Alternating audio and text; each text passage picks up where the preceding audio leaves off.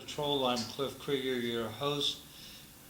Out there in telephone land is my co-host, Eileen Delrossi. We have Mike Smith on the phone, and present with us we have Bill Johnson from UMass Lowell. So, Bill, Yeah? you got a PhD, so you're a doctor, but you're a professor. Somewhere in the back of my mind, I remember hearing one time that professor is more prestigious than doctor. Or is it about the same? I don't know the formality of it. It does vary by culture. In Europe, like in German-speaking countries, they often have two doctorates, and then they'll use phrases like Herr Doktor, Professor. I think maybe, I'm not sure. I haven't figured it out yet. That's not what my PhD's in. All right. So the national debt was, last night was $38.2 trillion. And the city of Chicago says they're not going to contribute to that anymore. It's cold outside. What can I say? In 1800, on this day, the United States Congress held its first session in Washington, D.C. Hang on a second. Hello, Fru? Hello, Fru. All right. So, we have our three musketeers on the phone. Does that make me D'Artagnan?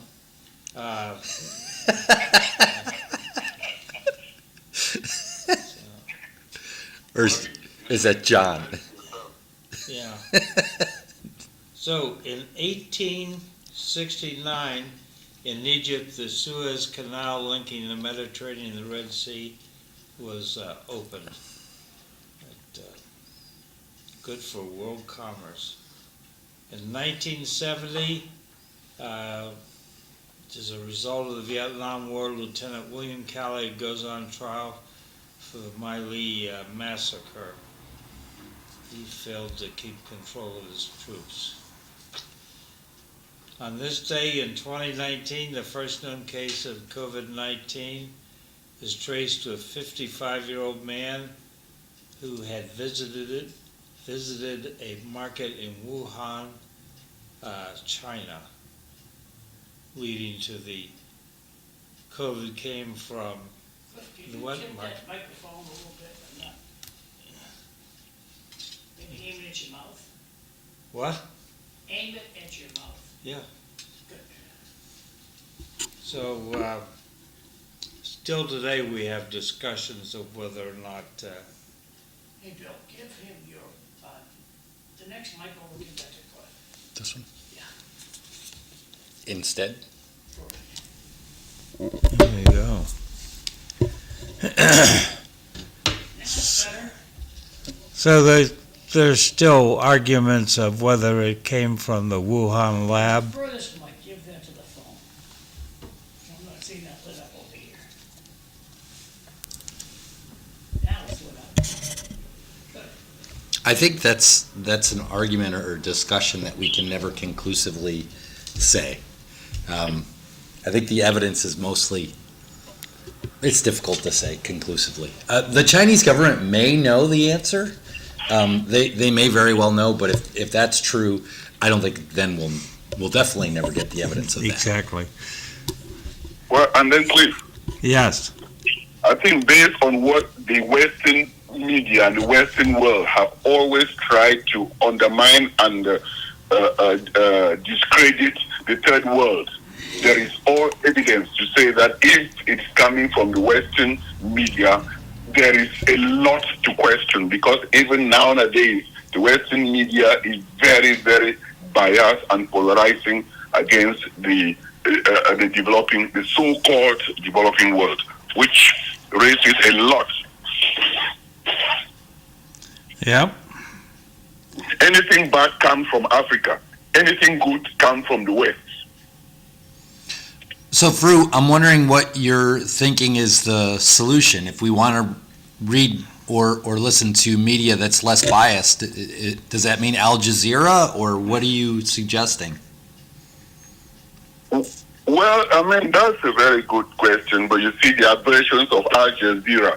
The real Al Jazeera that we watch here is not the real Al Jazeera that is being watched around the world. That should tell you, number one, why do we discriminate that and actually censor a different Al Jazeera to be shown here?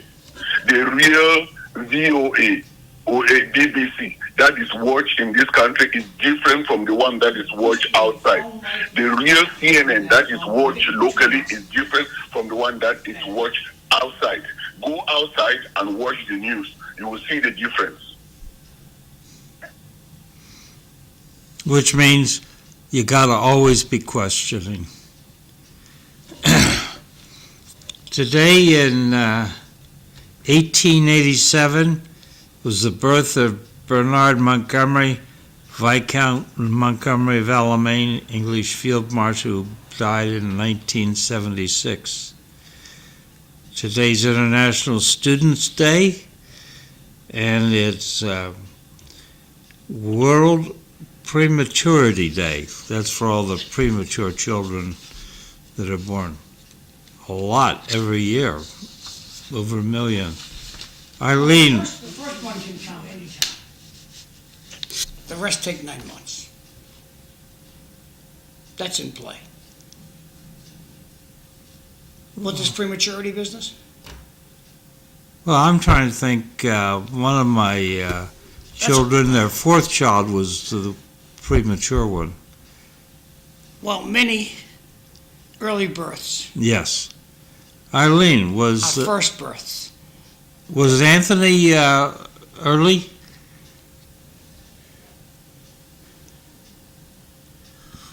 No, I'm still trying to get him to wake up early, and he's not.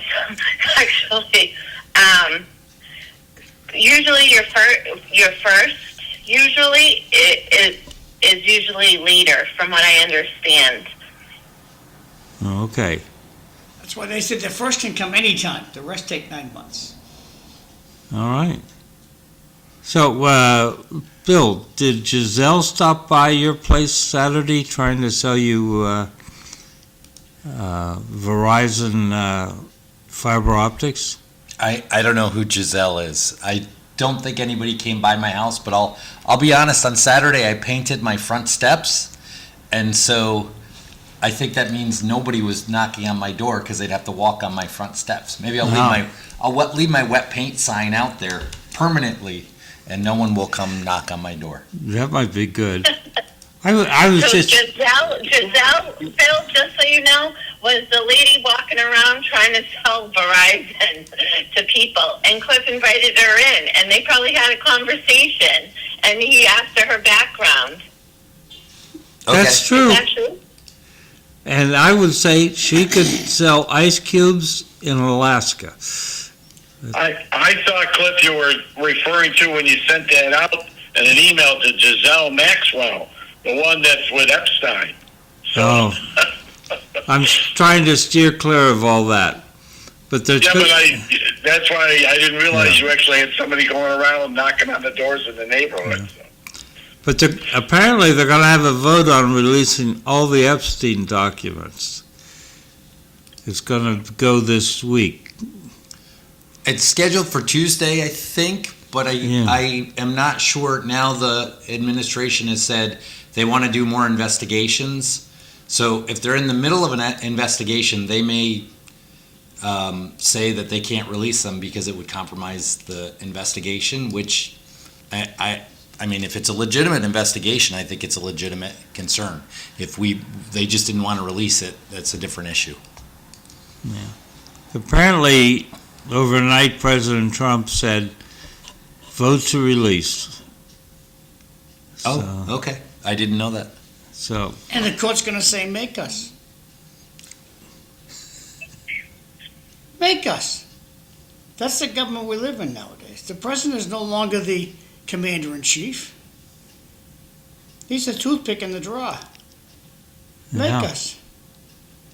We don't wanna. Well, to be fair, it's a separate branch of government. The Congress.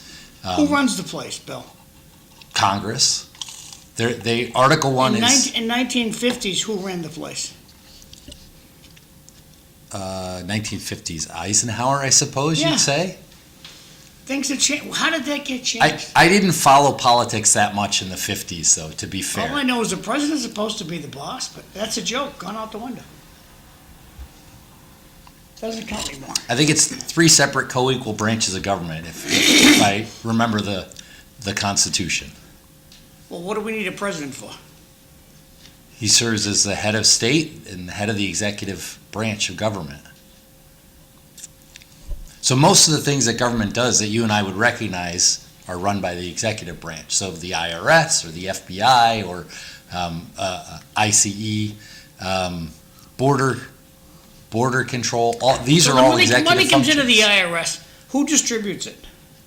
How does it get out of the IRS? Who distributes what? The money that goes into the IRS. The money that goes into, well, Congress has exclusive rights to make financial decisions for the government. Congress has to fund the executive branch. Who withdraws from the IRS? And if you don't know, you can't know everything. So I think in the other answer words- is no one. The IRS doesn't have like a big vault. They put the money in there and then they do whatever they want with They it. suck it out and they pay every week. Yes, and then Where does Congress. it go? So then Congress has to allocate that money to different So it purposes. hits a mirrored wall and it goes to Congress. Doesn't go into the IRS bank at all.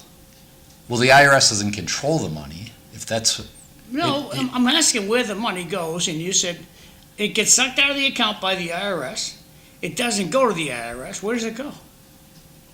well, it goes where Congress says. They every year they're required by law to issue a budget, and the budget allocates money. So we'll say, for instance, I send $100 a week to the IRS. We know it's a lot more, but okay. Okay, $1,000 a week. Okay, so I send $1,000 a week to the IRS, and the IRS doesn't get it. It goes right to Congress.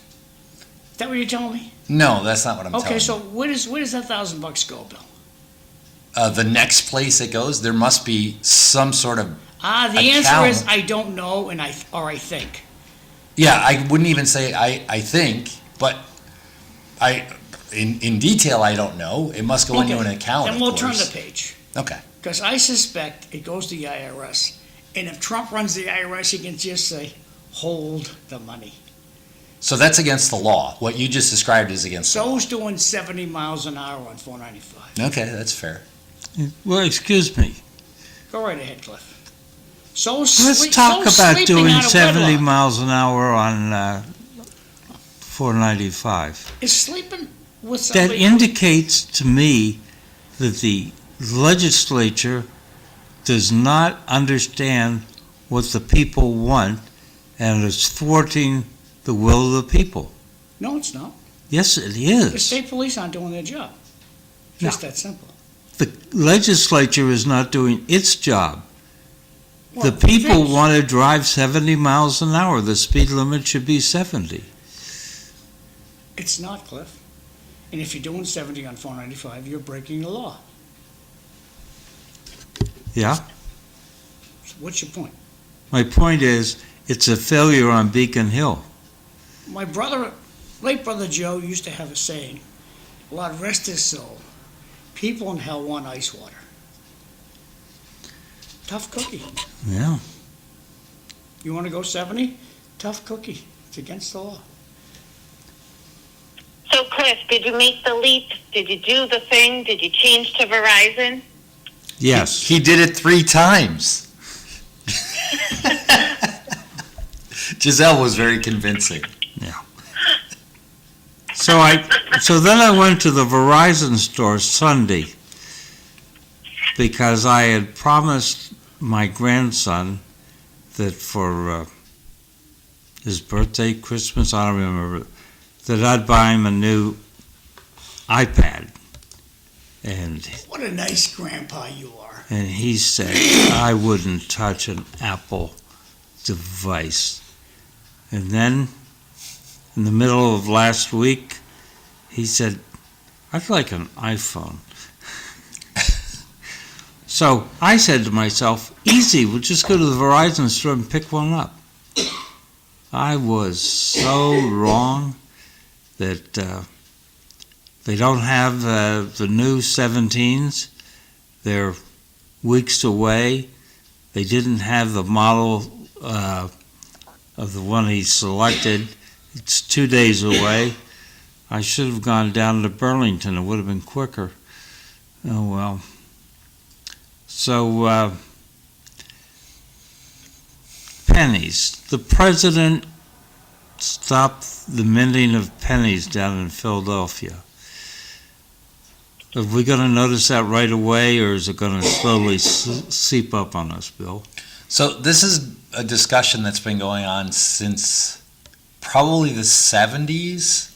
The government, of course, views pennies very differently than the population. They see it as a cost, because it costs more to make a penny than they get back from circulating it. What is it, 4.5 cents? Yeah, and that's after they took all the copper out of it, Yeah. of course. I think a copper penny is probably close to 15 cents or something like that. But I don't know that the effect is going to be that large. It will cause a modest amount of inflation if we give up pennies. People will just round up to the nearest 5 cents. John said, I have to quote you, John, this is great. Of course people are going to be upset. People like to be upset. People are going to be upset about giving up the penny. It's largely... The Democrats will be out with signs today. Bring back the penny. I don't know that this is a Democrat-Republican issue. You think Democrats... You give the professional whiners a reason to whine, they're going to be out there whining. And I love a lot of them are great friends of mine, but just an excuse to get out there before it snows. I'm not sure, though, that this cuts across, this cuts through party lines, right? That one party's more likely to complain about giving up the penny Did the golden hair guy than do the it? other. Did the golden hair guy do it? Are you talking about Donald Trump? Correct. So, but remember, this has it's been going yes. back a long No, time. all right, you have three choices, Bill. Yes, no, or I don't know. Did Well, Trump I do don't. this? I don't know what Cliff just said. It was news to me. I had not heard this. That he So stopped then we'll minting ask Cliff. pennies. Did the Donald do this? Yes. Then the Democrats will be out, Bill. Rest assured. Okay. But they're still going to be charging $1.67 for things, and then you figure it'll round up in the cash register? Yeah, I think everybody will round everything up. So that will drive inflation. I mean, you could say, well, how much? Well, it can't be more than 5%. But you know, a step up of 3% inflation in a day because you gave up the penny would be a lot of inflation. You know, and people are already unhappy with inflation right now. So I think that's, at some point we're going to give up the penny. I don't know that it's going to be this time. So, Cliff, if I can just say something, I've been reading articles about it, and the result of this, what's happening now, is a lot of stores are having issues with having pennies to make change. And in Canada, they've given up the penny a long time ago. And what they do is, if it's like 97 cents, they'll round it up to $1.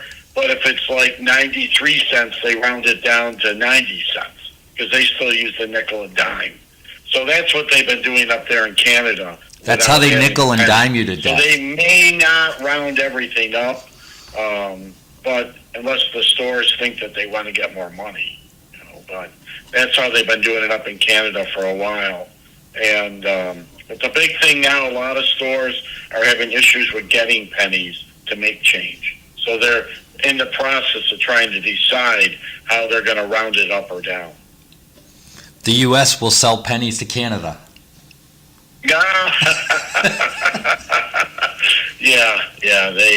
But they haven't had a penny there. Same thing in New Zealand, where my son lives. They don't have pennies there either. They do the same thing as Canada.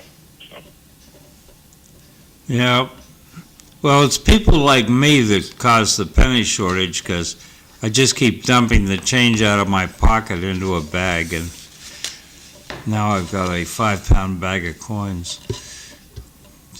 I need to turn all that in. So on the academic side, I saw where, But on the other hand, I tell the clerk, I don't take coins back, that's for you. And they always smile and say, thank you. I don't carry any change. okay.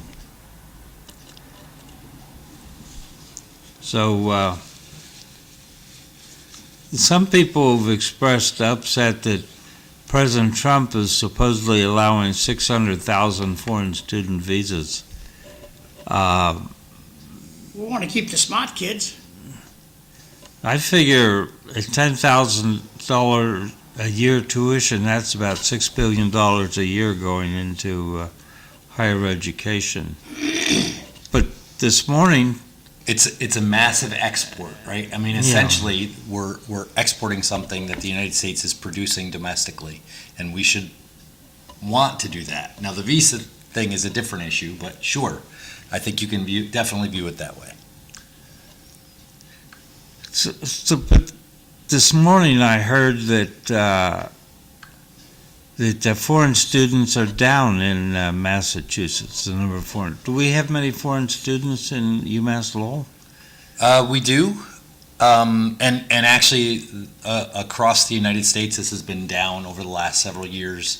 It started going down initially back in 2016 during the first Trump administration, because the administration put a lot more pressure on predominantly Muslim countries initially, but a lot of other countries. It creates a lot of uncertainty.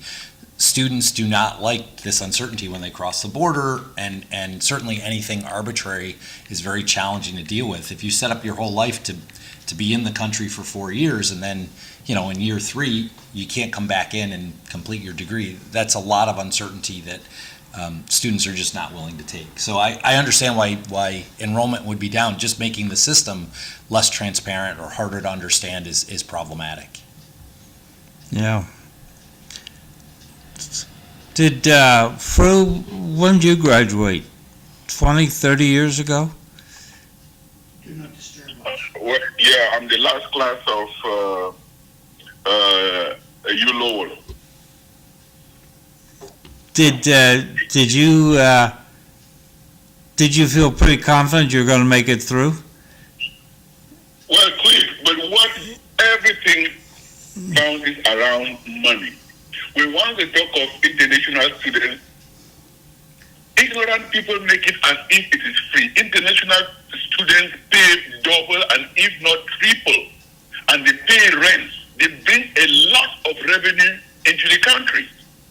So when some people are bashing international students, and if the international student body is low and they are trying to do that, they are opening the doors. America is money, is capitalism. They see where they are losing because foreign money is coming in through international students.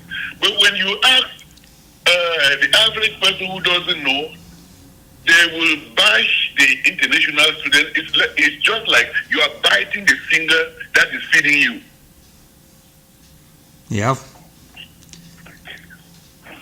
Okay, So there's a lot to say about whatever the media does.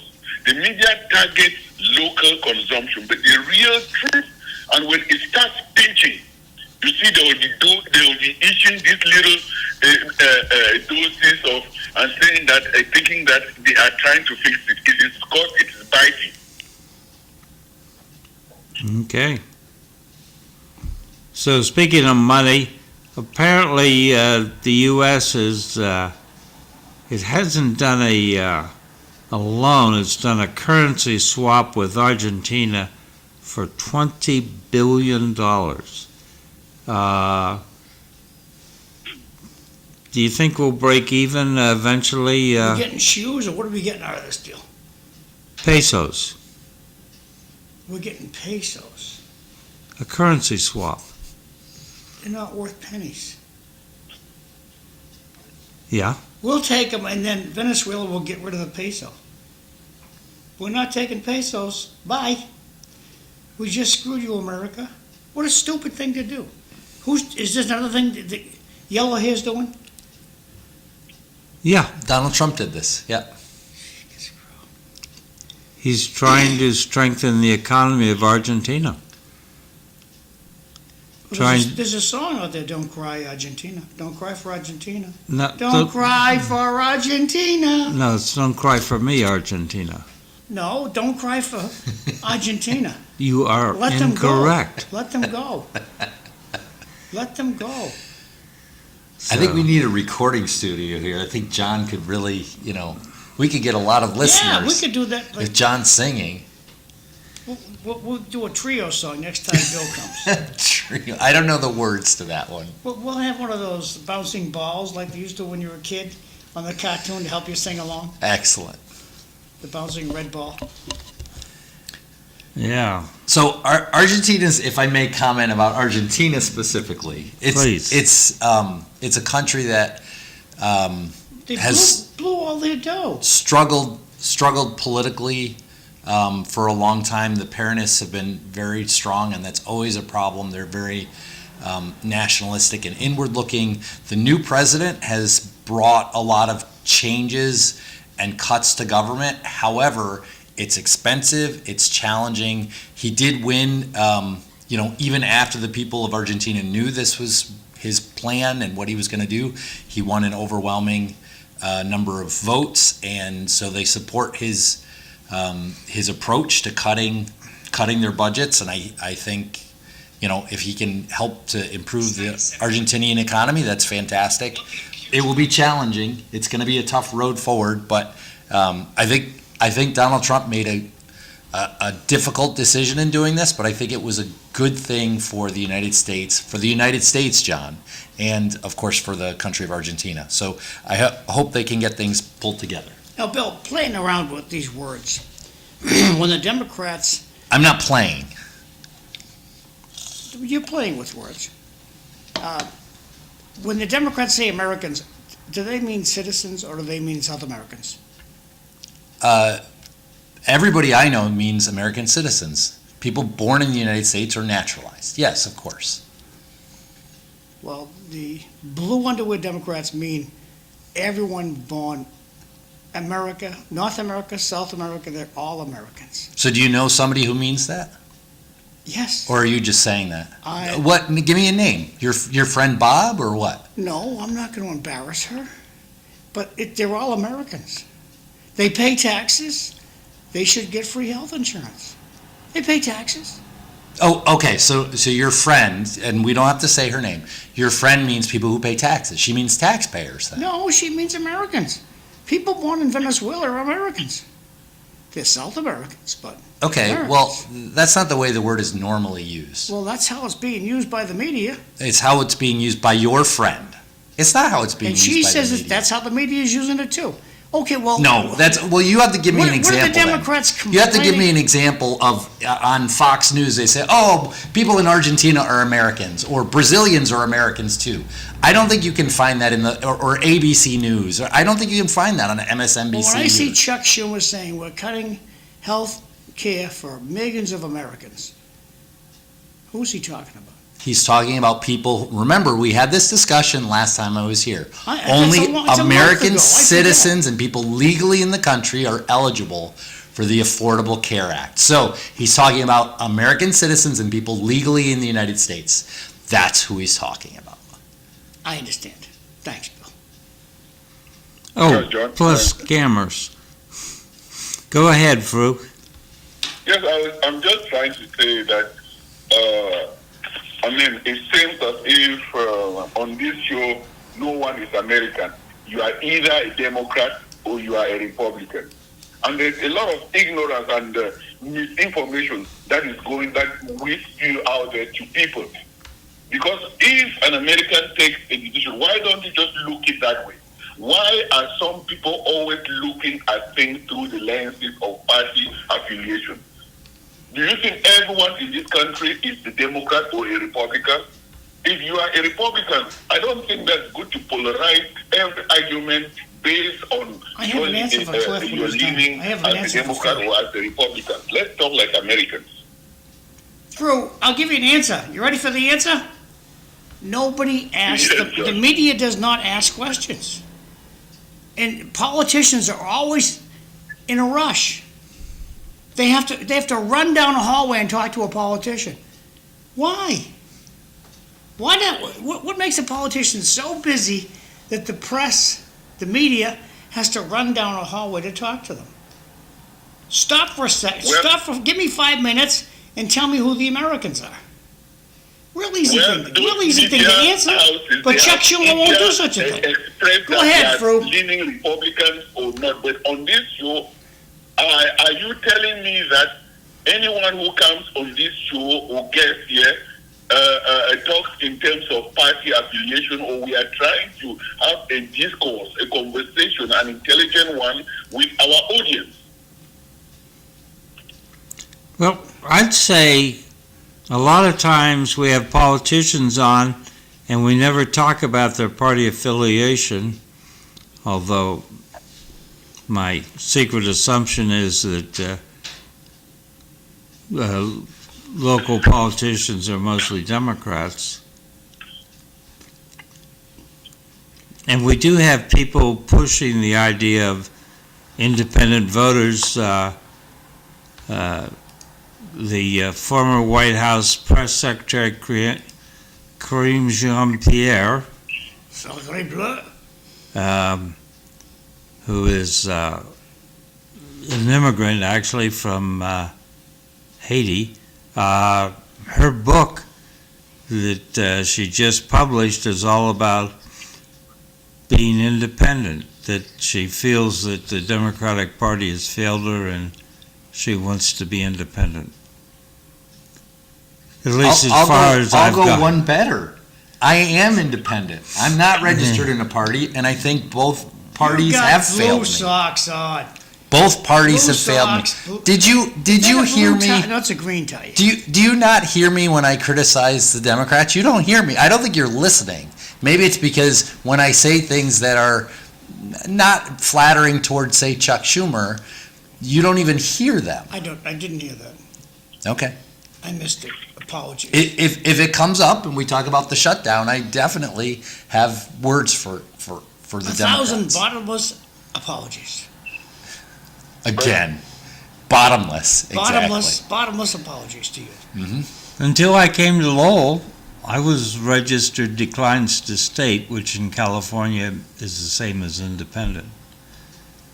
And Now, had been registered that way for 30 years. Why do we let the political parties embarrass us by saying unwanted, unenrolled, embarrassed to say? Embarrassed to say. Embarrassed to say. Is that the California word, embarrassed to say? But I would equally not. Declines to state. Embarrassed to say. I like embarrassed.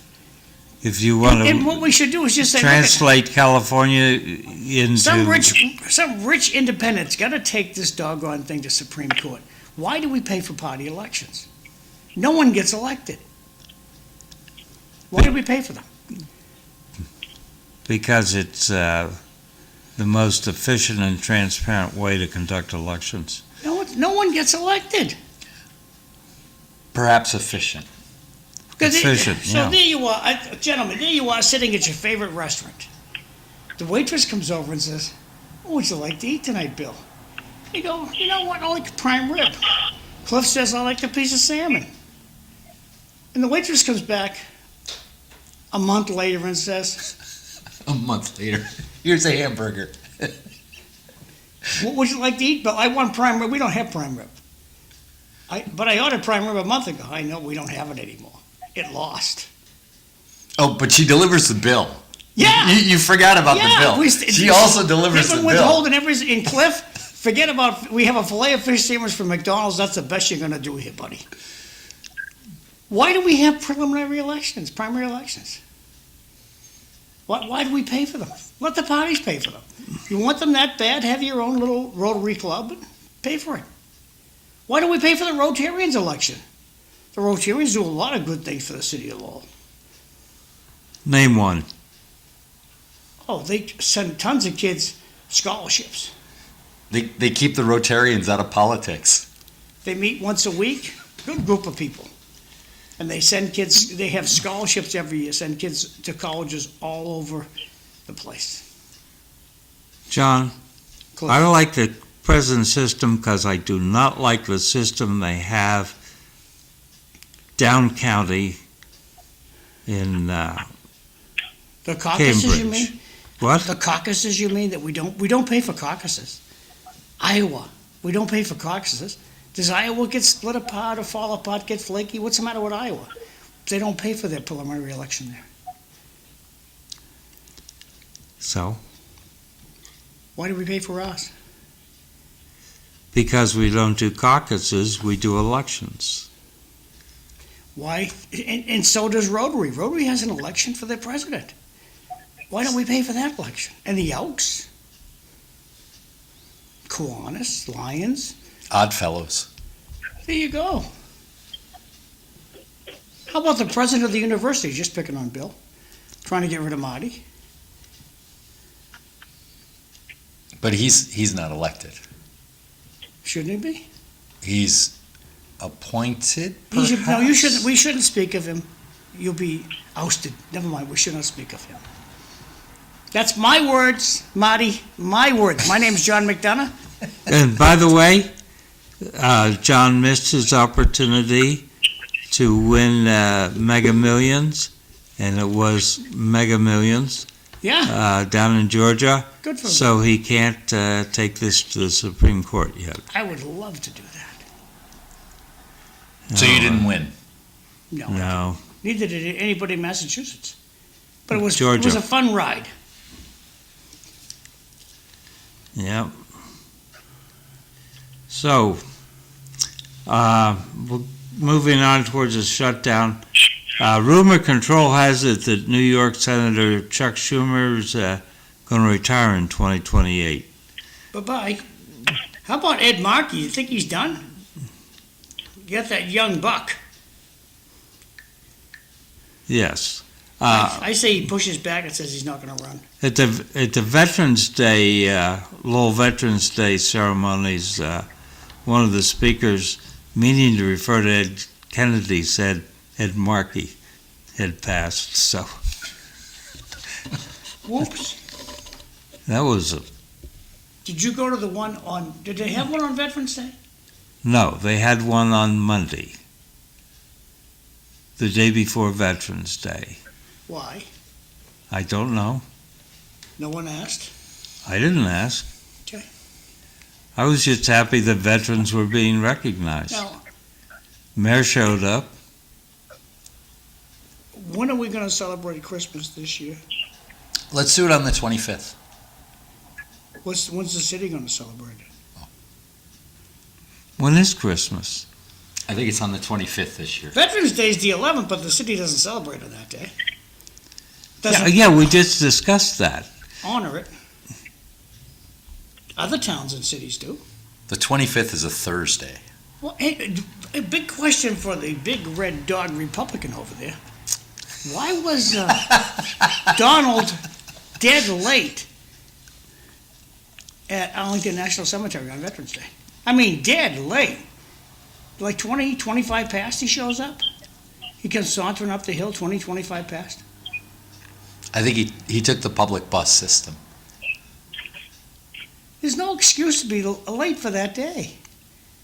And nobody asked Dandy Donald any questions about it. Excuse me, Donnie, where the hell you been, buddy? You're 20 minutes late for this. So you're asking about the president?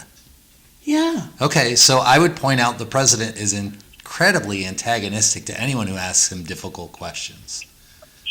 Well, he Like needs- much more so than other presidents that Well, I've seen. He's very good about calling out the media, telling them how stupid they are. Mr. President, is your clock the same time as mine? You can't be late for Veterans Day. It's 11/11/11. Globally. You know what time they celebrate Veterans Day? In England? 11/11/11. Of course. 11 o'clock on the 11th day of the 11th month. Cliff, when do you celebrate Veterans Day? Oh, Lowell, the day before. We're Democrats. We do whatever we damn well please. Ah, Donald Trump. When do you celebrate? When I get around to it. I think it was very disrespectful that President Trump, who I like and I voted for, was dead late for the veterans. Dead late. You didn't take note of that, did you, Cliff? You just looked the other way. Oh, St. Donald gets away with it. I wasn't aware of that. Mike, did you know the president was late a half an hour? 20 minutes? He was late. No, I didn't know that. Okay. How about Eileen? Did you know? She's not. No clue. No clue. All right. Fru, the enlightened one. Did you know that the president was 20 minutes late for the ceremonies at Arlington National? No. I knew, but I was trying to sweep it under the rug. Back to Cliff. Now, John, you take us back to Chuck Schumer. Chucky Doodles. Nobody asks him good questions. He doesn't take. Why does he run down the hallway? I don't know. What's? Excuse me, Chucky baby. What's your hurry? Give me 5 minutes. I'm busy. You're no busier than Cliff Krieger. And Cliff takes 4 hours of his week and speaks to an audience. You're just as busy as Cliff Krieger. And you don't make time for your constituents. It's terrible. So, of all the senators in the United States, I think Chuck Schumer is the only one that I've actually met. I have met him. I shook his hand once. Ah. I've met, go ahead, Mike. Yeah, well, I mean, this whole thing about Senator Schumer is, just a lot of noise and a lot of times because, first of all, he's senator to 2028. So it's, you're talking 3 years away before the elections where he has to run for election again. If I were him, I'd be more concerned whether he's going to remain as the Democratic leader in the Senate, or whether it's as minority leader or majority leader. And if somehow in next year's election that the Democrats take the majority in the Senate, now he's going to be the majority leader, and things would change greatly then. So, this is just a lot of talk in the media for now, and because they want to have something to, because the Democrats have had issues with getting things passed the way they wanted. So, as far as Schumer goes, I mean, I wouldn't take anything serious about him being primaried or, whether he's not doing his job as the minority leader until probably 2027 when things start getting serious about him running again, if he runs again. Did you leave the door Who's open? older, the minority leader or him? Schumer's older than Thune in the Republicans. Oh, Thune, okay, he took over okay. But what are these old men doing in the Senate? Because we can criticize all leaders in the third world that the Western world put there and has encouraged them to stay there, even though they are handicapped, they are inactive, they are senile. But in our own, the youth, why can't they give way? I mean, both parties. Why can't these old people give way? What is really in it? For them not to be able to see that the youth can also govern. Are they not supposed just to be giving way and be advising the young leaders? So, I just looked up Chuck Schumer. His birthday is actually next Sunday, the 23rd of November. He'll be 75, so he's 74. He's born in 1950. Just a whippersnapper. He's just a kid, yeah. He's got a good 25 years left in his career. Yep, Thune from the Republicans is 64, so he's really young. So, but they should be handing over to the youth, the younger generation who thinks smart and looks the future further, like the new mayor of New York, who's just 34 years old. Yeah, I agree with you, Sue, about with younger leaders that are more in tune with what's going on. But the problem is there's no restrictions on how long you can be a senator or congressperson. And the only people who can get that train started down the tracks is the Congress, the Senate, and the House.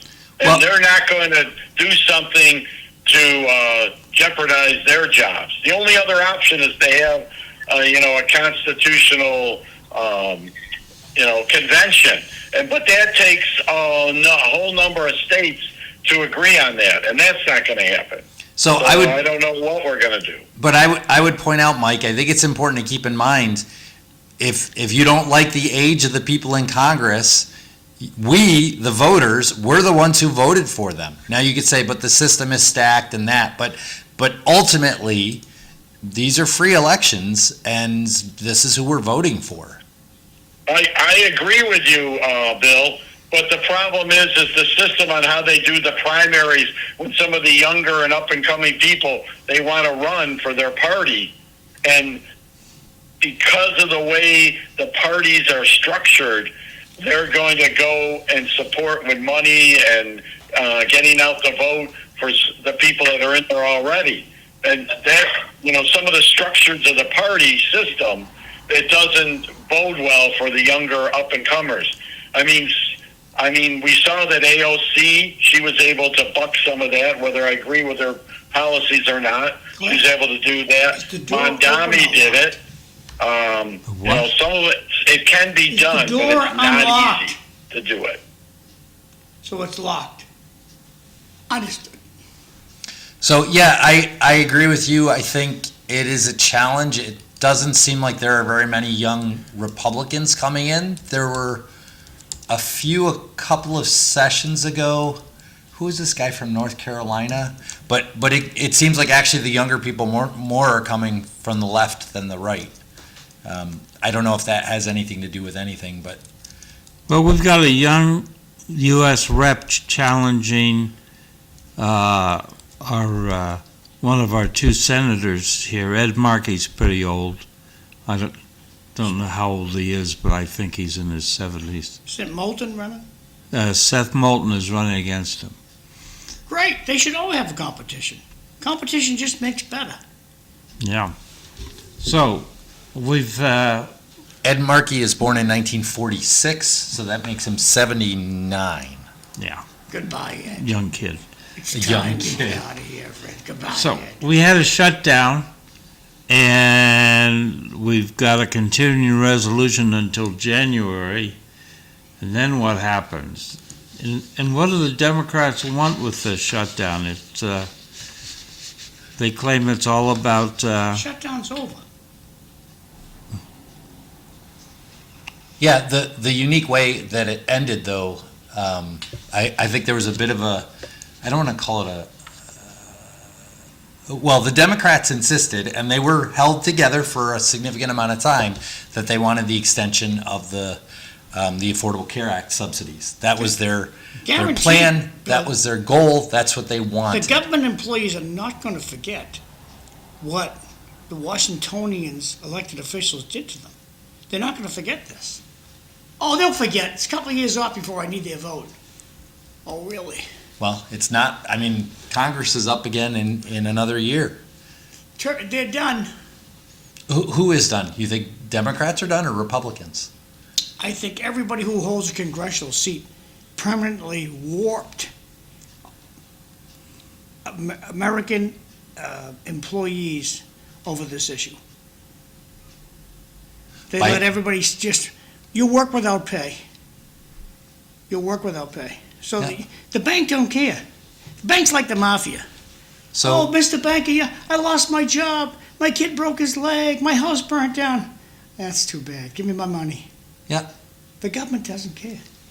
Neither does the bank. The bank, where's your mortgage? But yeah, I'm out of work. Yes, that's sad. There's Give going us to be our money. there's going to be a lot of people with maxed out credit cards and, struggling, of course, because of this. People who are doing their jobs. I mean, air traffic controllers are still going to work.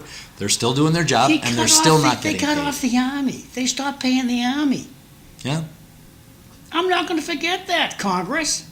So You did it. How many- Don't say Dandy Donald did it. You did it. how many members of, how many people does this mean? Is this 2 million people in the United States?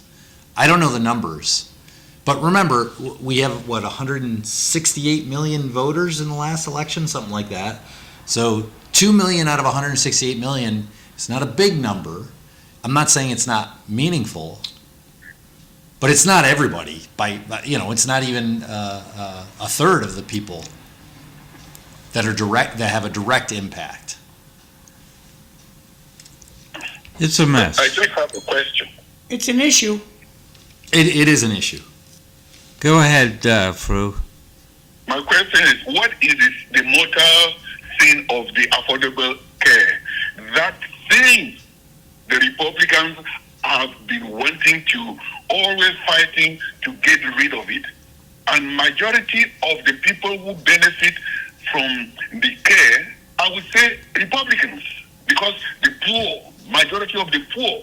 But what is in the affordable care that really makes them so angry that they have been fighting for years to eliminate it? Almost as soon as it was created, the Republicans wanted to get Is rid of it it. because Obama's name is, they renamed it Obamacare to make it sound very, very frightening, and still it survived the The mishap Democrats from named that it side. Obamacare. The Democrats named it Obamacare. So I'll tell you what. That's actually John. That's not the case. Yes, it is. So Barack Obama said when the Republicans wanted to get rid of it, they would call it Obamacare, and as soon as people liked it, they would change over to start calling it the Affordable Care Act. When people like That's it. true. John, can you put up the chart I sent you yesterday? Because Likely. my impression... Let me go look for it, Cliff. Yeah.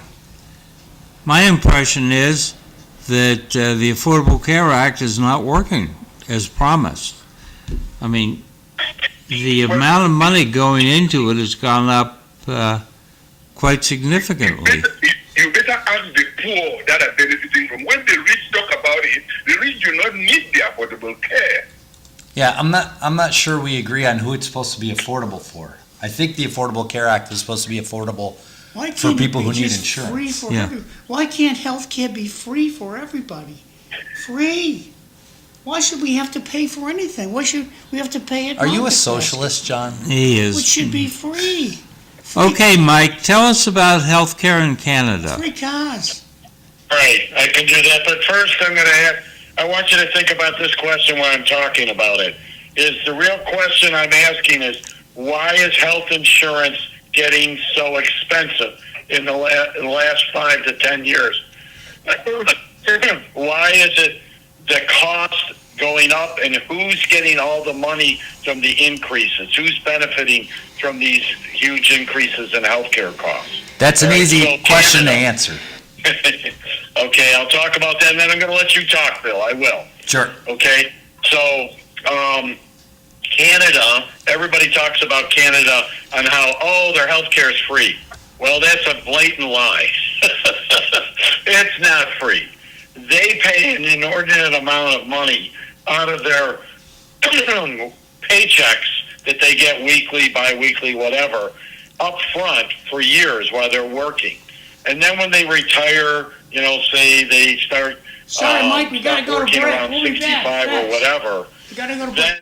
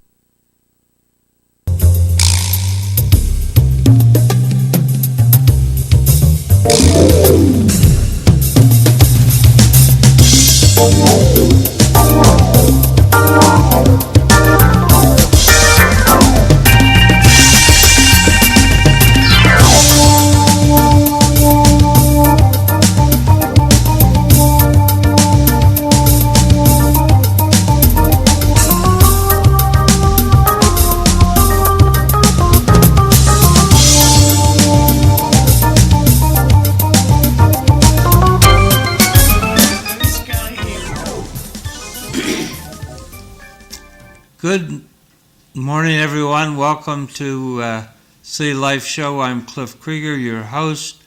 Eileen Delrossi, my co-host, is making her way into the studio from With the donuts. back door with donuts, apparently, yeah. Fru has had to head off to work, and we have Bill Johnson as our guest, and we have Mike Smith. So,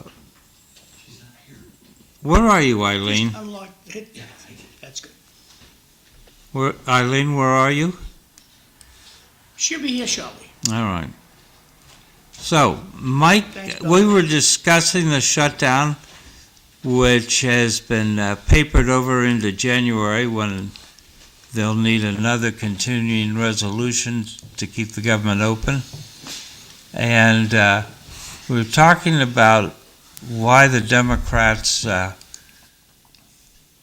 wanted to shut down the government. And the reason is they want an extension to the subsidies for the Affordable Care Act that President Biden implemented during the COVID shutdown.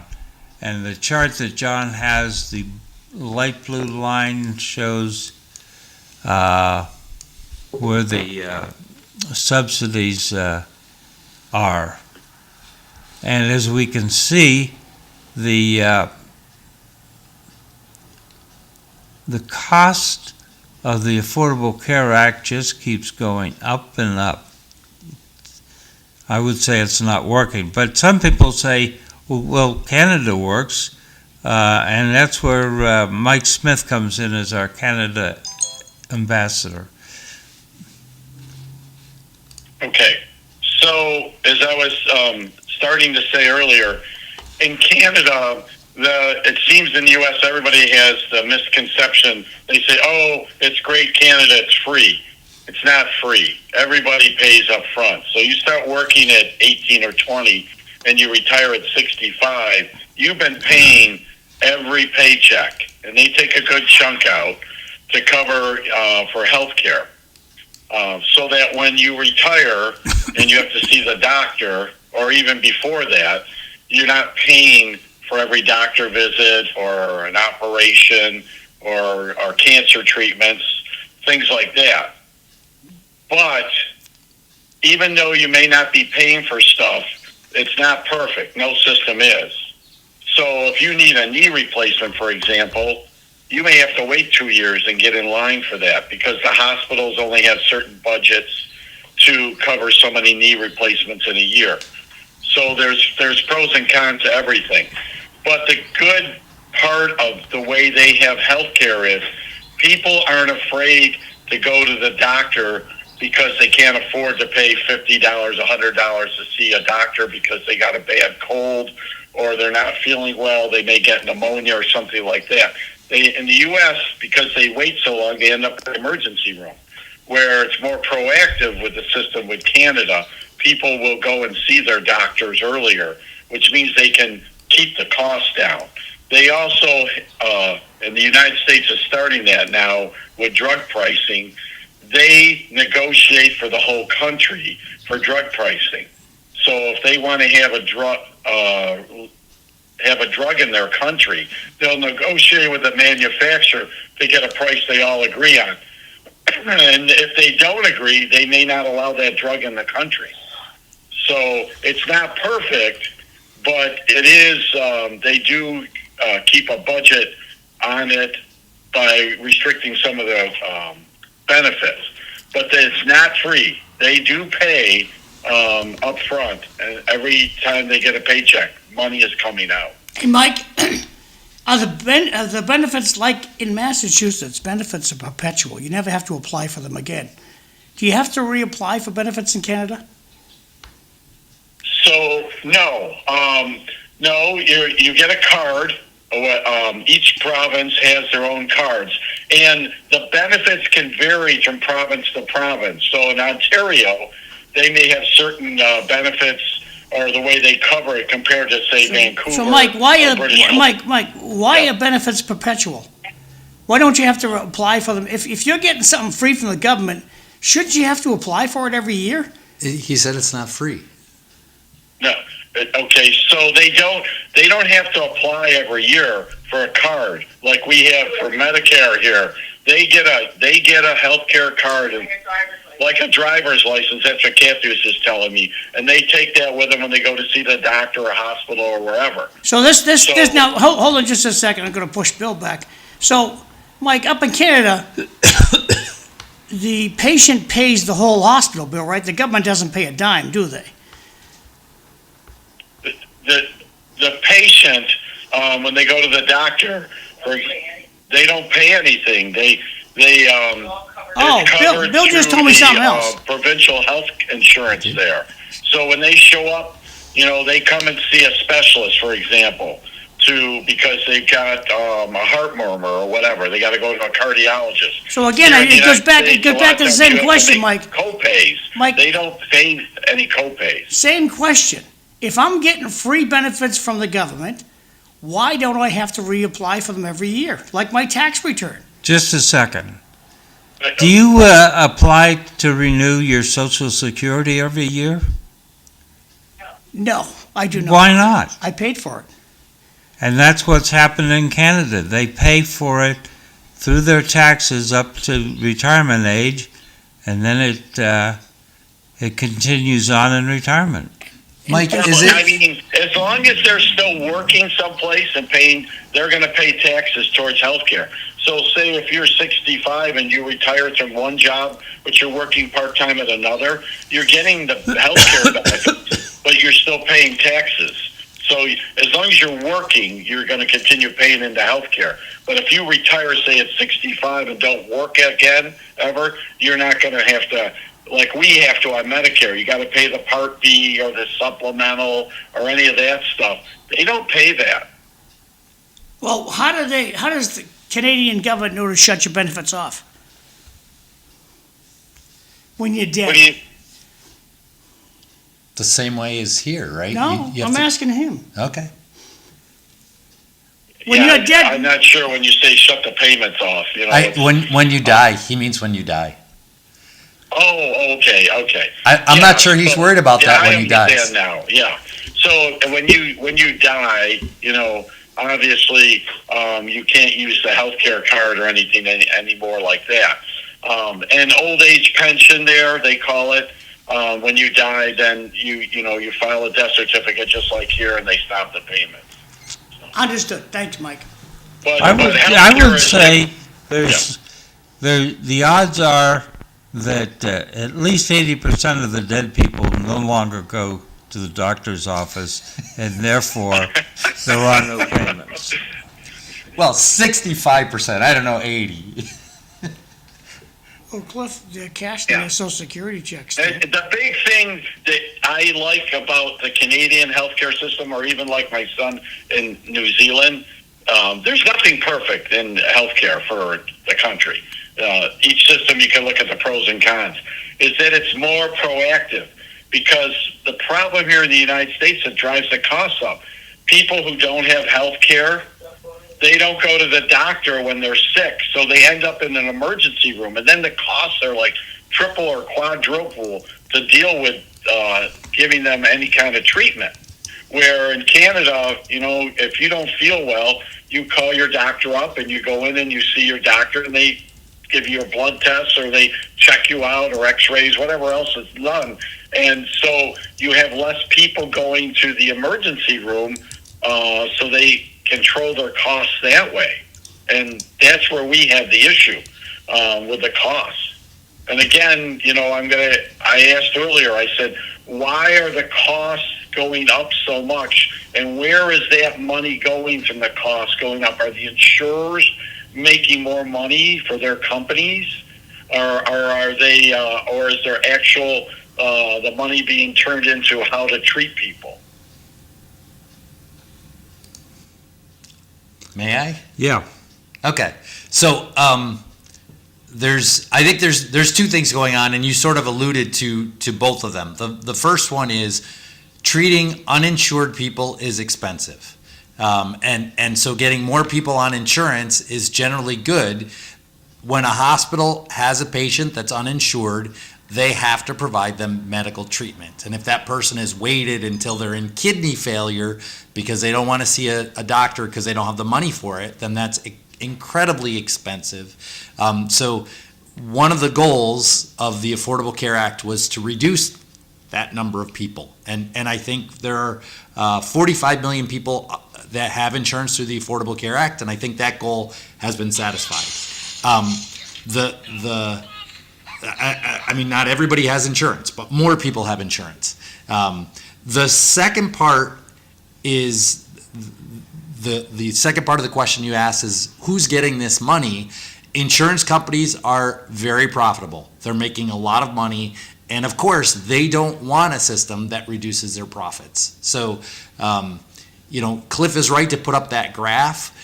It shows that the government, the U.S. government, is subsidizing this, and the subsidy is getting bigger. Part of that is states have pushed back and not expanded Medicare, but another part of it is that the insurance companies are making a lot of money through these programs and these systems. So I think that's part of the issue as well. Healthcare is generally a public good, and as a public good, it should be regulated as such. Public goods have a lot of issues with them in terms of, capture and that kind of thing, rent capture, and I'm going to use fancy words.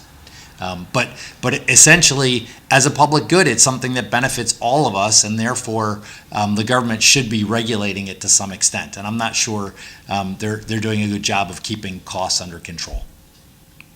The other thing I'd like to add in too, Bill, is with all this talk about the subsidies expiring, what's going to happen is the younger people, that are in their 20s, even 30s, who can't afford insurance now, they're just not going to buy insurance.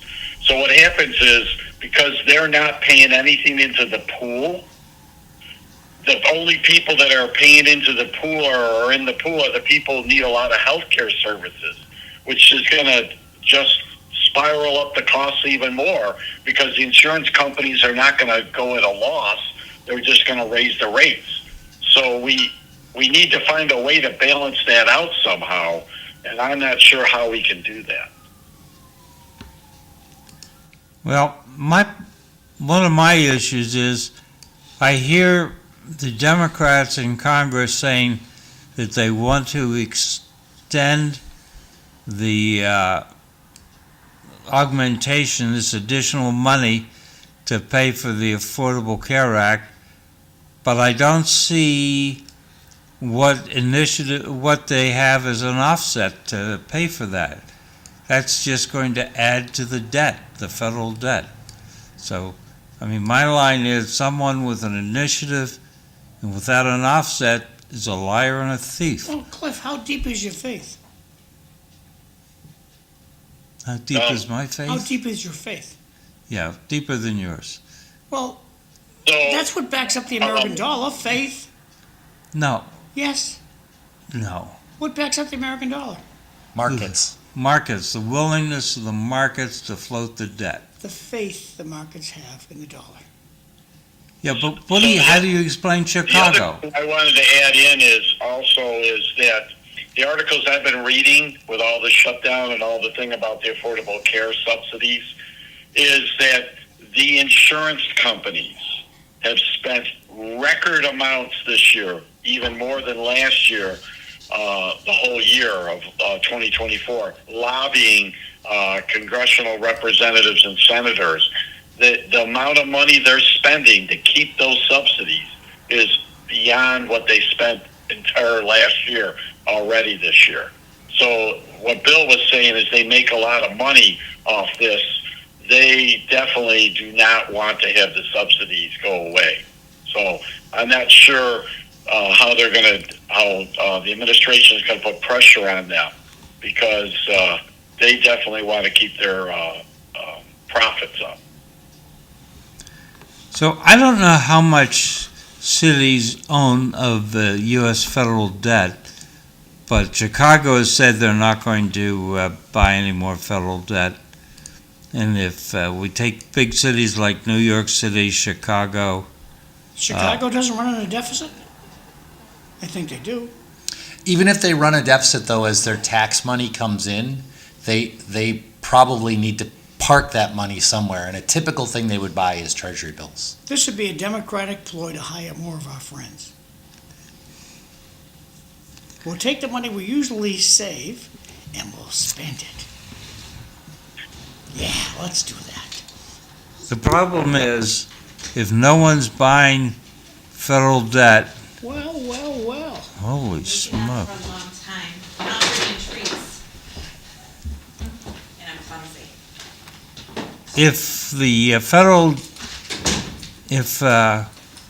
federal debt is not being purchased, the interest rate is going to go up, and that's going to make it even more expensive. Yeah, I would say it's more a political move for a city like Chicago to say we're not going Yeah. to buy federal debt. The reason is, as John points out, they're an operating city. They have money come in, money go out, money come in. They're not sitting on billions of dollars of cash. Most of the T-bills are owned by the Federal Reserve. They're owned by banks. They're owned by independent countries. They're owned by investors overseas. It's true that cities do, they may own a few hundreds of millions of dollars, but I doubt even they get into the billions, and it's just not very much money in the grand scheme. When you pick, they both dead. Just peel the bottom off and replace the batteries. Thanks. Oh, yeah. So eventually, you get runaway inflation like the Weimar Republic just couldn't float the loans, and What republic? Weimar. Is that where the Three Stooges made that seafood chowder? Made the what? Seafood chowder? No, I don't think so. Okay. Weimar is not on the sea. Because Cliff, I've been lucky enough to travel a lot in this world. Every place I go, Egypt, even in Egypt, you can hold out Egyptian money and American money. What do you want to pay with? We'll take the American money. Every single Cuba, it's against the law to have American money. Do you want Cuban money or American money? They take American money. So the faith that globally people have in the American dollar is much stronger than I ever believed. Back over to you, Cliff. But it's not infinite. It's not infinite. It's not infinite. There is, or at least could be, a point at which people will say, enough, that's it, we're not. Otherwise, every time Cliff is concerned about the federal debt, it's a waste of time. I mean, if there's literally infinite confidence in the U.S. dollar, there's no point, okay, then just print the money. It's magic. That's my solution. Yeah. Never mind this freaking debt. Just print it, baby. Drill, baby, drill. Print, baby, print.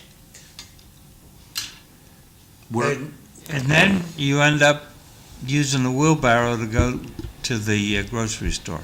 No, you don't. It's happened in the past. There Not in were the United States. there were a lot of people. In Germany, when they lost faith in World War II, they lost faith in their money. They only wanted American money. They didn't want Deutschmarks anymore, or whatever they were calling them then.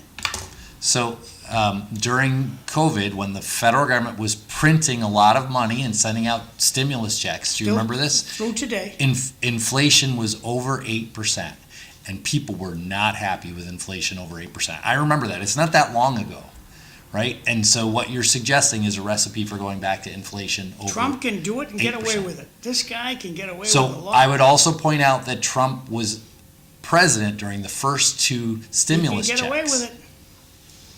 He can get away with it. I don't think he can get away with 8% Can he inflation. get a wider view of you guys? I think if you have 8% inflation, people will be unhappy with Donald Trump. What is he talking about now? Something about $2,000 for, We'll take that 2K. yeah. For what the is- tariff, like a tariff rebate. I Yeah, may not I be keep using the seeing that come language up. correctly, but sure, there's, I think it's important first to decide if the tariffs are legal, because if they were put in place and the courts say you don't have the authority to do that, the money will have to be given back to the people it was originally taken from. But of course, I think this is a populist move that individuals will like that, and Well, Bill, how would the task be not legal? because the president, if the president didn't have the right If to I'm put in. Japan and I'm charging 100% tariffs on Cadillacs coming into my country, why can't the Americans charge 100% tax on the Lexuses coming into this country? So Congress has the right to tax. The president does not have the right to Oh. tax. So he has to ask the Congress. Yes, he has to His ask. Congress. And the Congress that was elected, Isn't it his Congress or the Republican? Congress that was elected. Yep. Yep, the Congress that was elected, and if Congress, so this is what the case is. The case is, did Congress allocate this right to the president? Now, the president, in order to do this, he declared, if you remember, he declared an emergency. I think of emergencies as things like wars.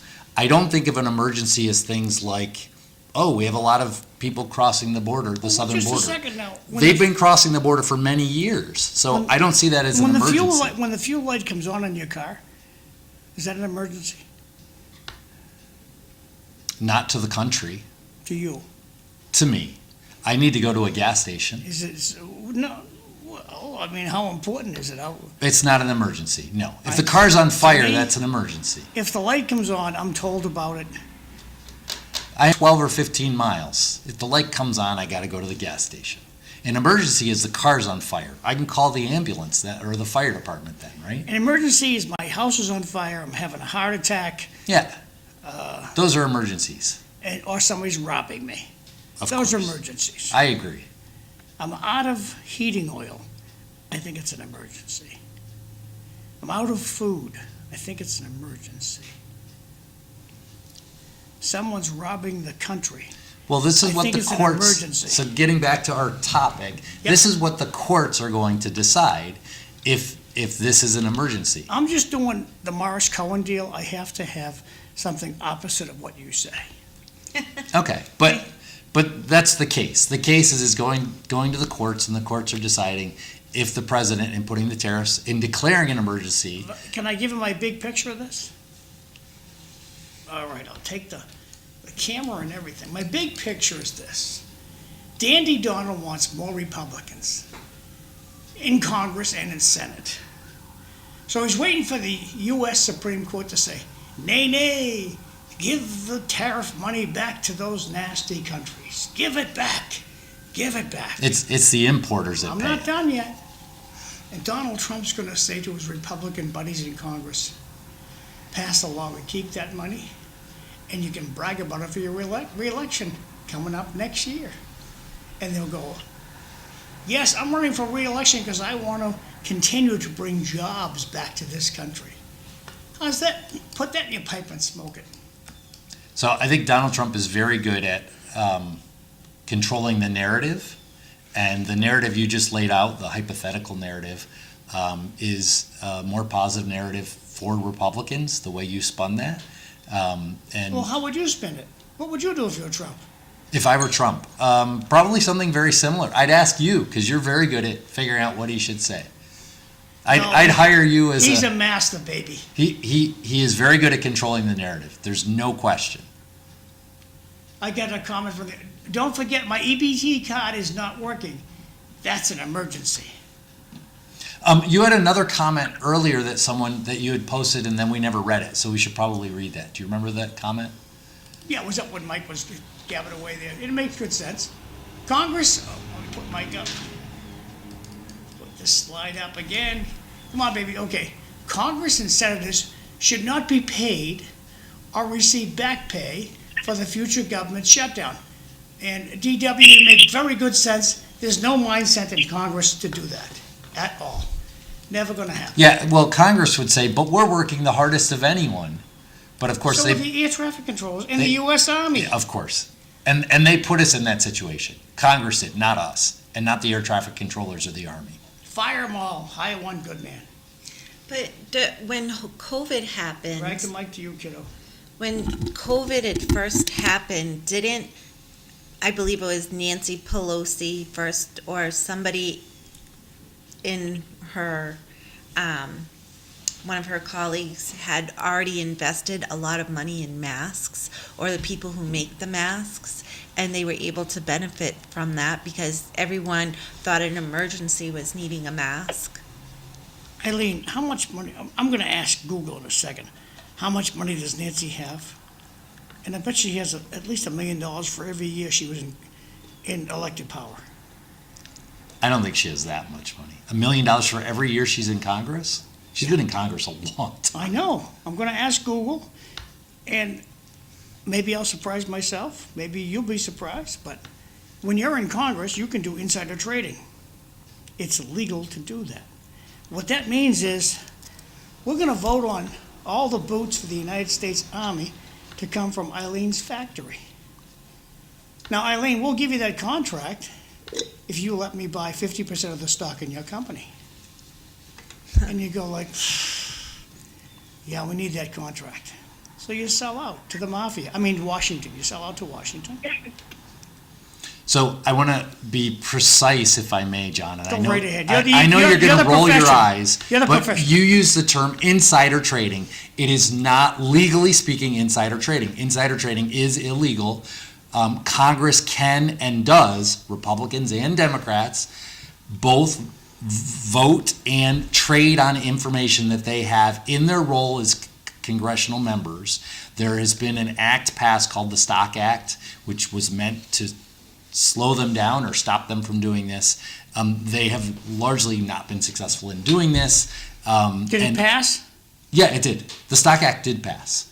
But And they were ignoring it like we ignore the speed yeah, limit. yep, they're ignoring it. So Congress members, Nancy Pelosi among them, but also Republicans, they all make money trading on information that you or I don't have. But it is not illegal because it's not insider information. It's information the government has. They regulate industries, and they know before anybody knows which banks are going to benefit from their regulations and which banks are going to get hurt. So of course they could, in theory, trade on that information. Now, I recently heard of a scandal in Massachusetts. It has to do with the Blue Hub mortgages. Have you heard of that? I don't know what that is. Yeah, so I guess Maura Healey was good friends with the owner of Blue Hub, and they entered into a contract that nobody could sue them, even though that they had predator mortgages and so forth. And so it put a lot of the homeowners in a really tough position.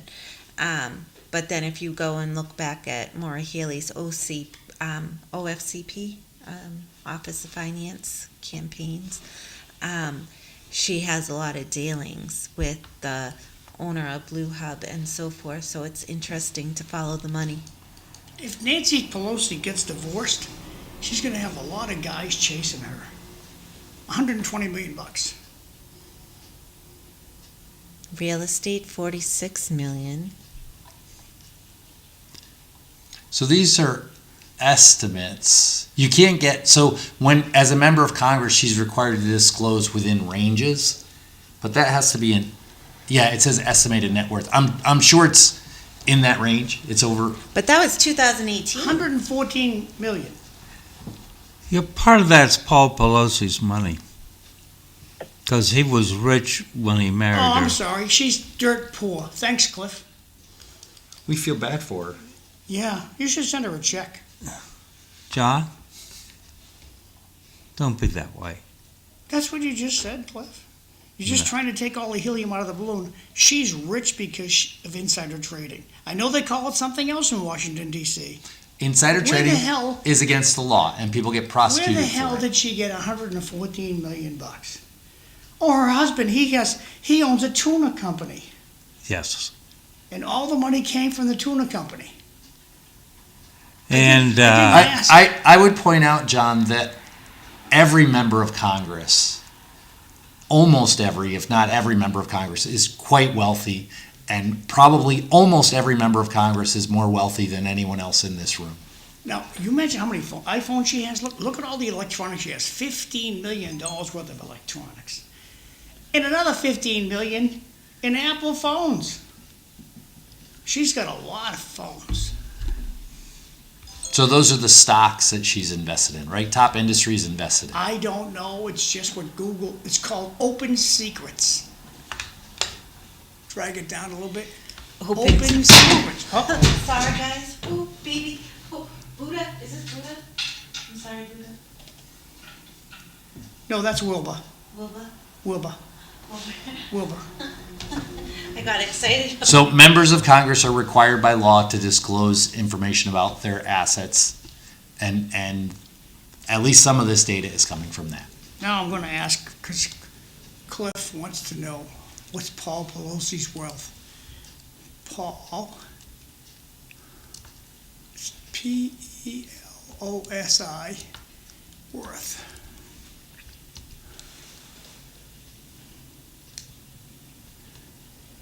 Where is his?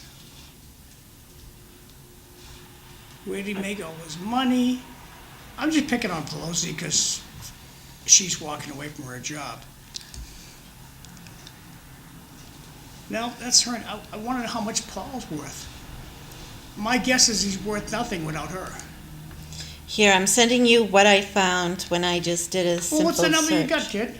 The number I have is 279.3 million as of November 16, 2025. Her wealth shared with her husband, Paul Pelosi. Her wealth shared. So that's the two of them. I'm not sure. I think the disclosures are joint disclosures as well. If I'm not mistaken. So when a person in Congress says, $120 million or whatever, it's not mine and not my spouse's. Anything jointly owned would have to be disclosed. They want us to watch a 16-minute video. Nope. End of story. But she is wealthy. We would all concede. But she did not come from wealth. Her father was mayor of Charm City. Mayor of what? Charm City? What's Charm City? Baltimore? Baltimore? Yeah. Back when she was single, she was like Miss Wrench. She won like Miss Wrench, a beauty contest. Meeting her in person, she's a beautiful woman. Fantastic attitude about life. Really pleasure to talk to. Have you met her? Yes, I did. Oh, cool. And just a moment, Yeah.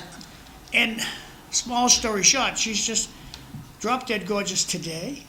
But when she was younger, I saw pictures of her when she was Miss Wrench or whatever, and fantastic, beautiful person when she was young.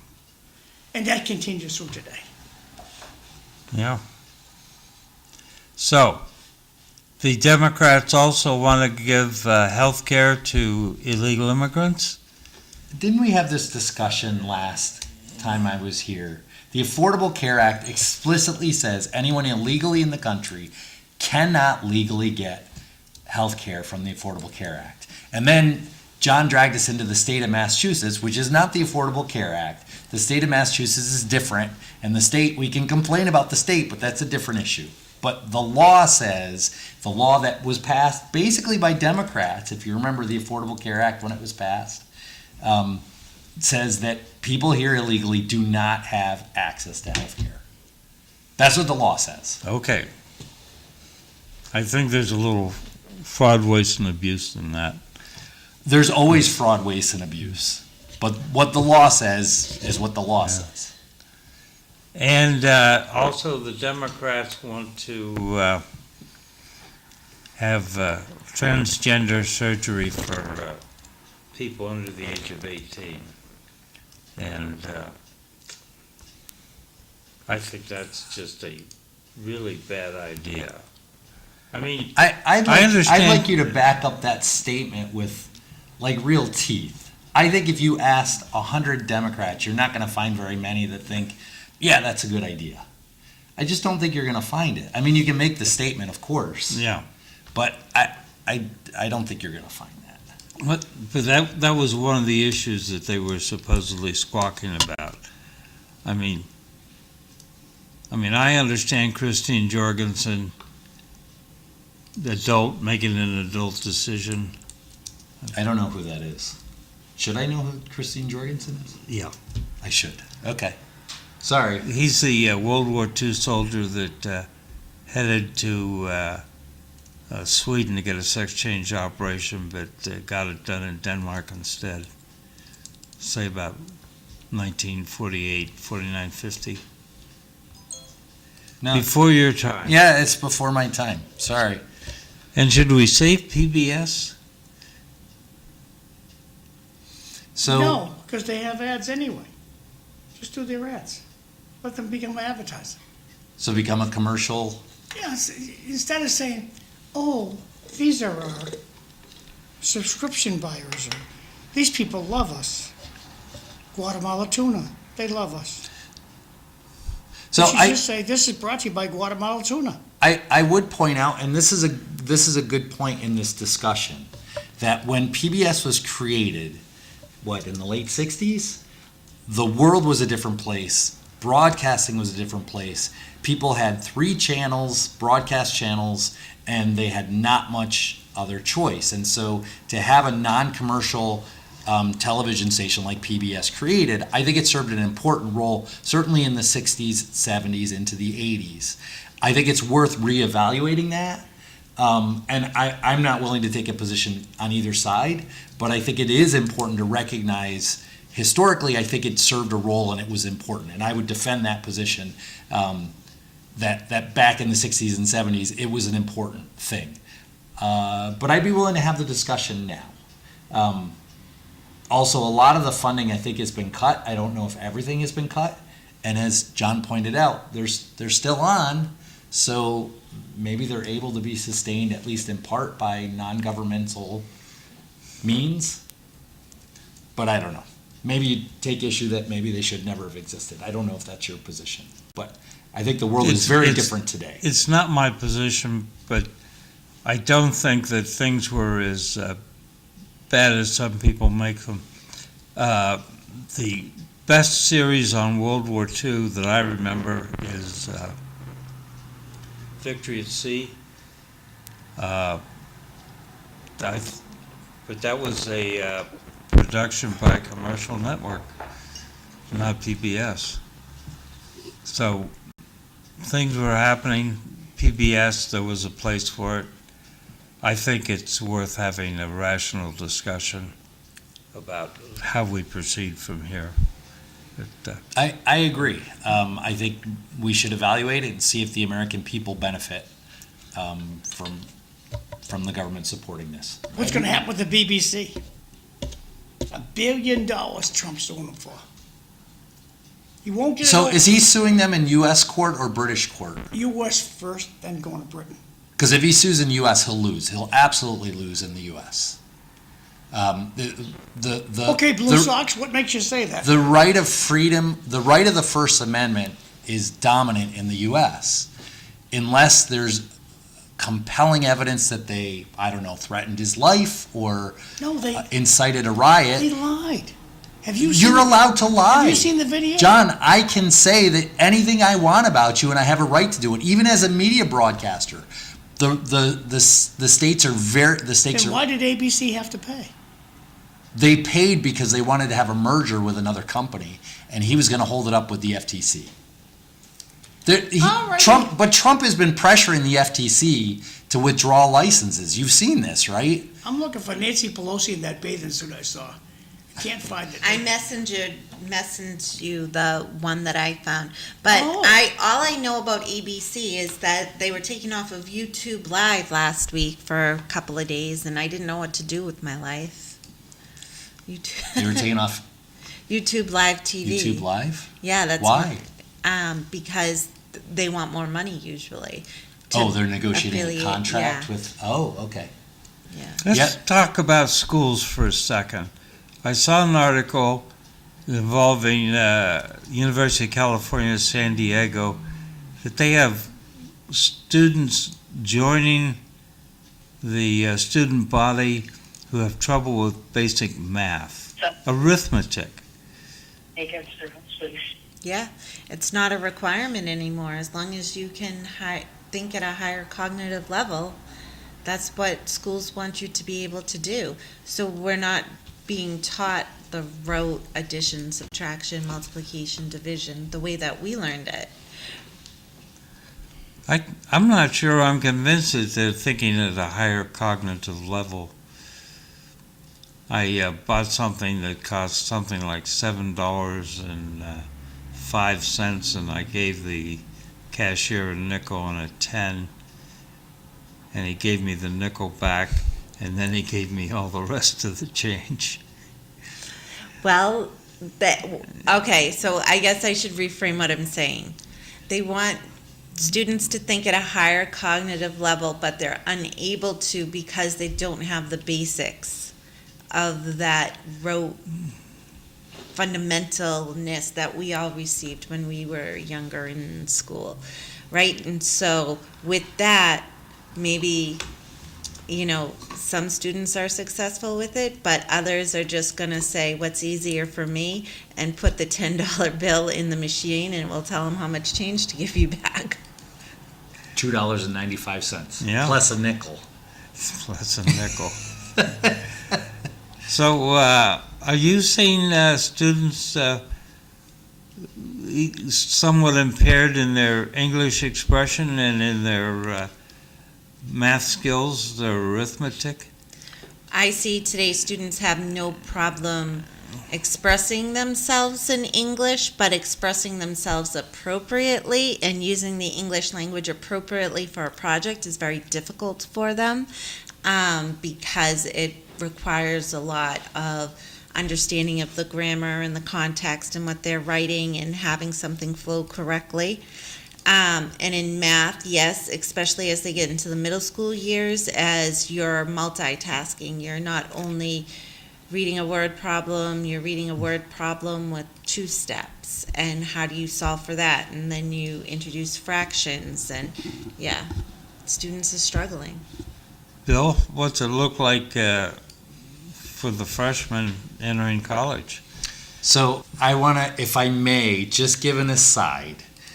Everyone always gets to a certain age where they complain about lazy children or whatever. And so I want to start out by saying, throughout all history, going all the way back to Socrates, everybody complained about, well, the kids can't do this, or they don't work hard, or whatever. So maybe part of our discussion is that, and I don't want to be involved in that. However, and there is an important however, I am concerned. And the concern I have is more about a culture around learning. And so to me, I work in education. I think education is incredibly important. And I'm concerned if people's top goal is to get a piece of paper. I don't care what I know. I just want a piece of paper so then I can go get a job. And I think coming out of high school, if people are like, I just want to get, I don't want to know anything. I just want the piece of paper that says I know something. Or I want a piece of paper that says I went to high school. That is a concerning attitude toward education. The piece of paper is much less valuable than the knowledge that goes with it. Unfortunately, it is a gateway to certain types of things in terms of jobs and employment and going on to college. But I would like to encourage everyone to value the knowledge and education they're getting, not the piece of paper at the end. Yeah, I just want to add in onto that, Bill, is it's about, to me, I look at it's critical thinking skills. My brother and I, he used to be the head of the finance department, teach business, head of the business department at a college, and he was a vice president in 2 different colleges. We used to have this discussion, and he says, the piece of paper is nice, but he says it's more important that people learn critical thinking skills, because once they can do that, then they can adapt and they can learn more things and they can understand how to implement ideas better. And I don't think that we're quite going with critical thinking skills as much, especially like in high school, teachers are teaching to a test, whether it's your MCATs in Massachusetts or the Regents in New York or whatever, instead of teaching the students on how to be adaptable and how to learn and adjust because things are never going to be set in stone. Yeah. Yeah, I think the ability to adapt is an incredibly important skill, and I would, encourage the high school level too. Thinking of Eileen and what she does. The world is going to change more in the next 20 years than it's changed in the last 20. I can't tell you how it's going to change, but being able to adapt to that change is super important to teach our students when they're 10 and 12 and 15. Because if you can't deal with change, you're going to struggle in life. Yeah, you're going to have to continue learning. I'll give you a quick example.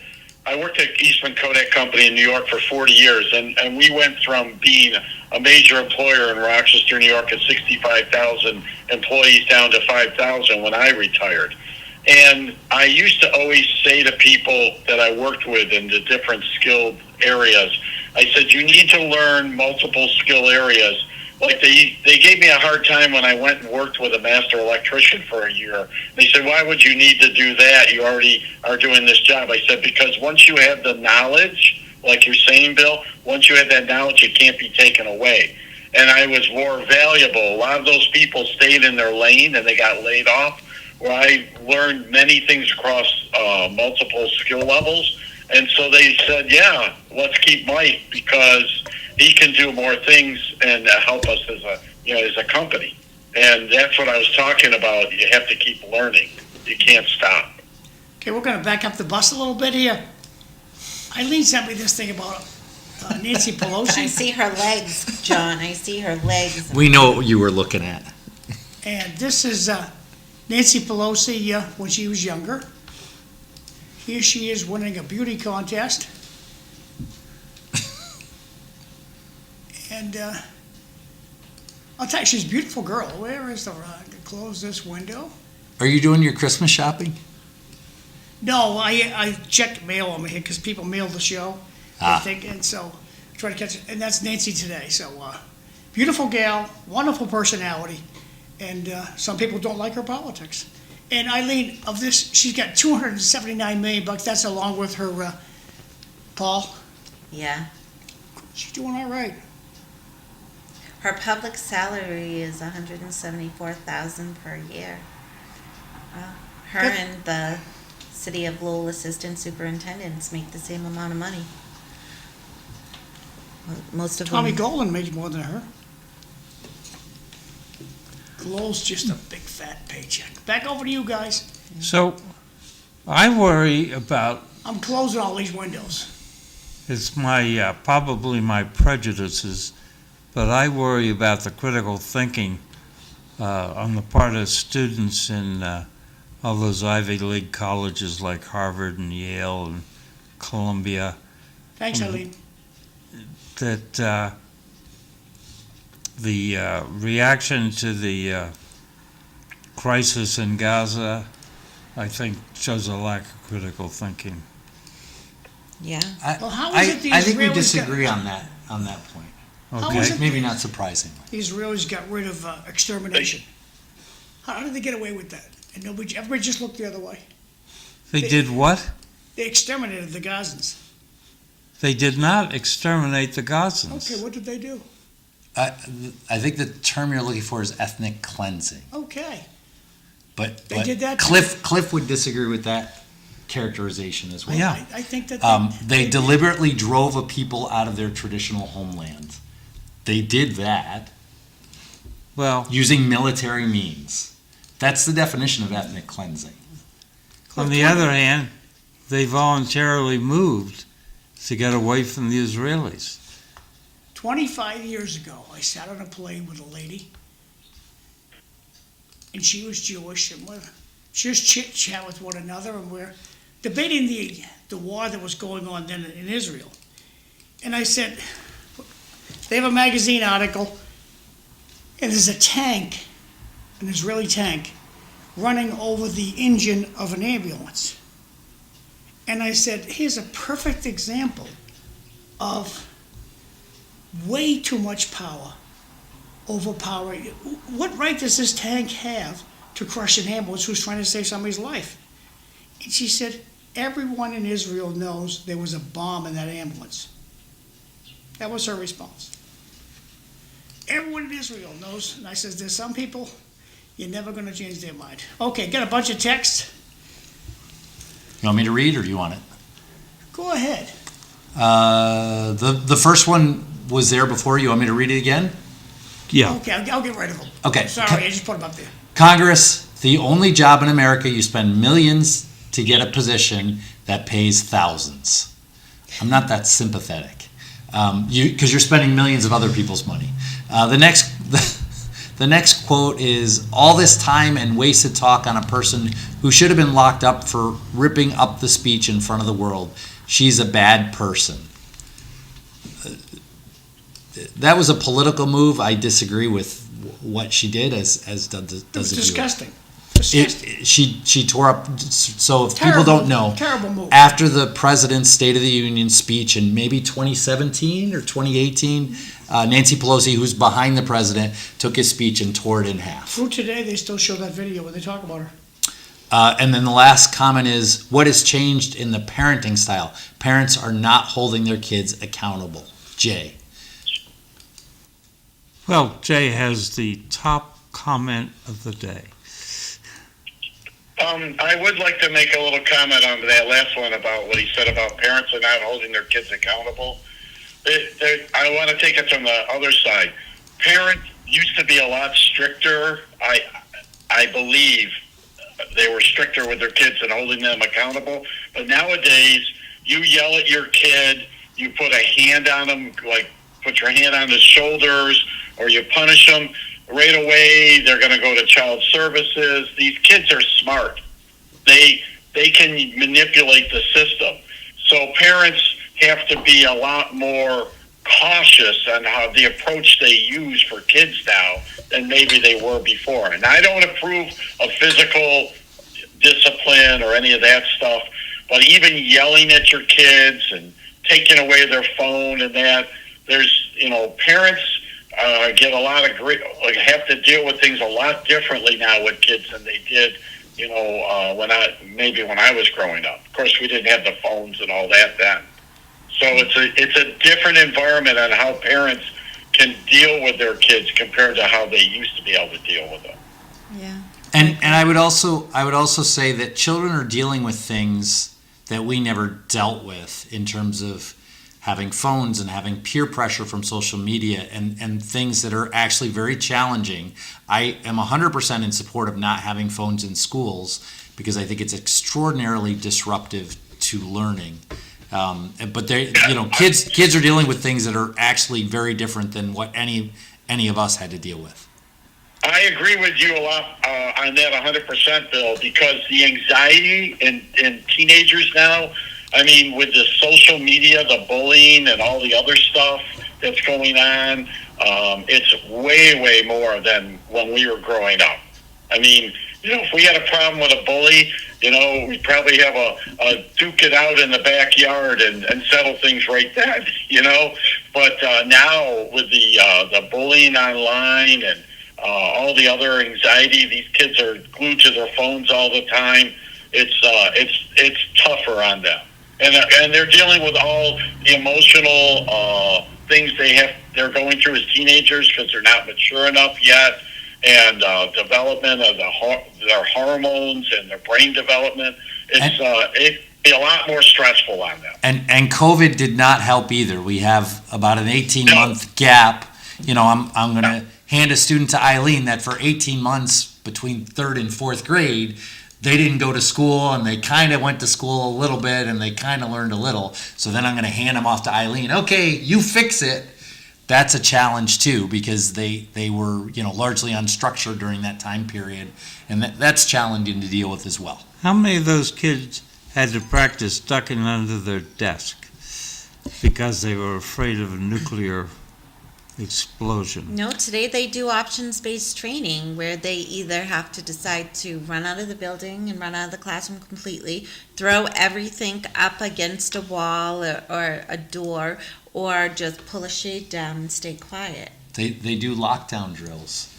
And yes. Remember, the difference, Cliff, is there was never a nuclear bomb dropped in the United States that we had to think about. But there are shootings, and they're fairly common. So it's not the same. It's worse now. Yeah, I agree It's with you worse on that, now. Bill. Nuclear explosions in the United States were always profitable to me because when my father returned from a summer of nuclear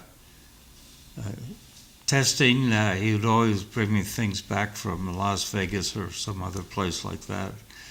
So, yeah. No school has been blown up by a nuclear bomb in the United States. Yeah, but we got threatened a lot.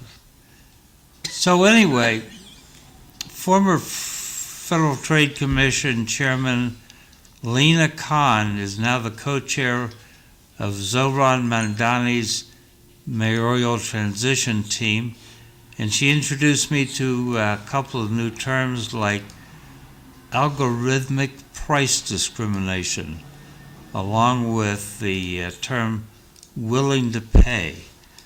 So are these real things? Are we having algorithmic price determinations, and are we being tested for our willingness to pay? So those are real terms. They come out of the online sales World. literature. Yeah, world. And I'm not that familiar with this area, but yes, people are. It's incredibly profitable if Amazon knows you'll purchase at $2.65, but I'll purchase at $2.85. If they can detect that difference and mark the price accordingly, they will definitely do that. So those are extraordinary. When you think about a company that sells hundreds of millions, if not billions of dollars every year, a couple pennies on each purchase makes a big difference. So yes. And every click on your cell phone or your computer is an algorithm. I can't speak. Algorithm to showing what people are looking for, which will drive the willingness to pay range up, I believe. Tomorrow's City Life. We got, I think Bob Hoey, Cisco Maldonado, he's on vacation. John Zimney's coming. Ronnie Hoey and Dave Aldridge are coming. And Tom Bomo's going to be here. And it's Mike Sawyer's birthday. So happy birthday, Mike. Now we got two texts here. So Bill, if you want to look at these two texts, that'd be All right. great. Great show today. Let's stop teaching the children that their feelings matter, because they really don't when you look at the big picture. Teach kids to grow up before they turn 26. Good point. Be careful with their feelings don't matter at all, but yeah, I think we can overemphasize how much their feelings matter. The second comment is, respectfully, we all had older siblings, not one children household. You had to learn survival. Jay. Yeah, I think the family dynamic matters too. Sure, that's a good point. Recount on Friday for District 3. They're going to do it all in one day? Yeah, I just wanted to let you know that today is National Baklava Day. So if you like baklava, go out and get some today. Say goodbye, everybody. Okay, bye-bye. Goodbye, everybody. Thanks, Mike.